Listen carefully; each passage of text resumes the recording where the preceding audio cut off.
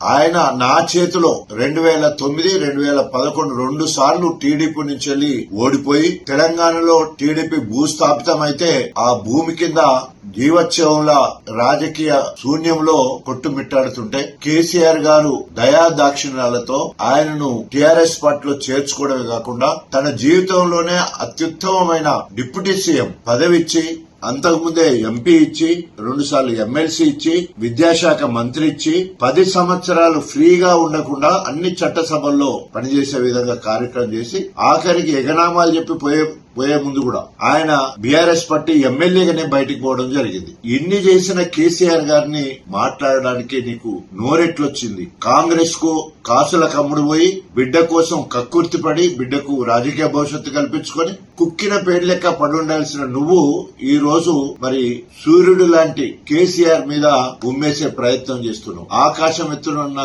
కేసీఆర్ గారు నువ్వు ఉమ్మేస్తే అది నీ మీదే పడుతుంది తప్ప కేసీఆర్ మీద పడదు. అది నీకు పాపం కలుగుతుంది. ఎందుకంటే అన్నం పెట్టిన వాళ్లకు సున్నం పెట్టే జాతి నీది. నీ నోటనే అన్నావు కదా కేసీఆర్ గారిని జాతిపిత అని, తెలంగాణ జాతిపిత అన్నావు.